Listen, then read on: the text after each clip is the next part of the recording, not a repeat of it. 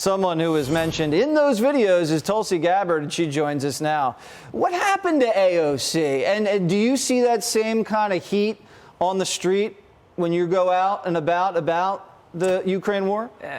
I don't know what happened to her or what she believes in, but I hope everyone was paying attention to what those two young men were saying and paying attention to the pain and the anguish and the fear and the concern that they were expressing to their representative in Congress. The fact that she was so dismissive of them points to the bigger problem in Washington. One of the main reasons why I left this Democratic Party of today is because they have become the party of war hawks. We are literally sitting on the precipice of nuclear disaster. You hear these young men saying nothing else matters if we are all destroyed in a nuclear war that President Biden and the Democratic leaders in Congress have led us into, and they are completely failing in their responsibility, the president's foremost responsibility, to keep us safe, to keep us free.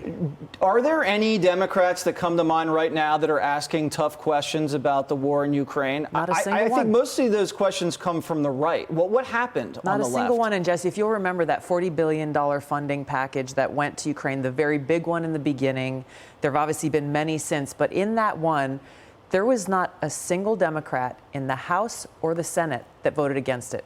Not a single one. I believe there was a total of 66 Republicans in the House and the Senate. No Democrats. They have been absolutely silent. So these people are right. Where are the so-called progressives? Where are the peace champions, the AOCs, the Bernies, all the people who claim to be representing this movement?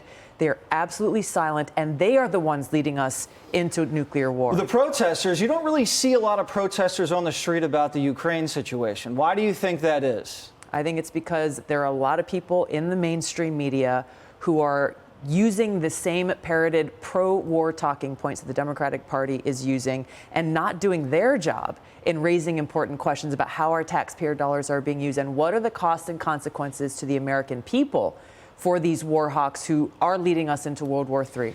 You spoke recently about something, maybe it had something to do with your move away from the Democratic Party. I want to play some of that for the audience, and you can explain. What happens in our society when we have people in the highest positions of power who deny the existence of objective truth?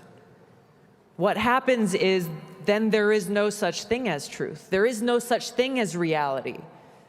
Truth becomes whatever the people in power at any given moment want it to be. Tell us a little bit about that.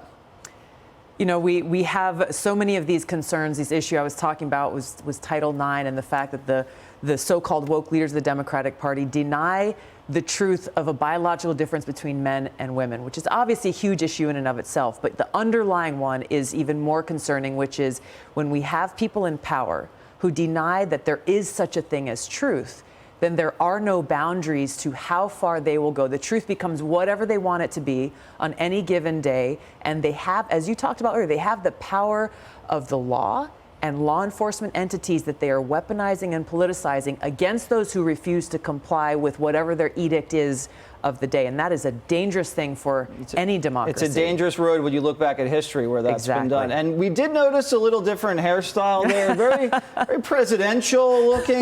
Should I read into anything? I was just trying to dress up. It was a fancy event, you know. All right. There it is. Look at that. Look at that hair. Look I'm at the glad look. You noticed. I do notice. I notice everything. You'd be very proud. Thank you very much, Tulsi Gabbard. Thanks. It's great to see you. Hey, Sean Hannity here. Hey, click here to subscribe to Fox News YouTube page and catch our hottest interviews and most compelling analysis. You will not get it anywhere else.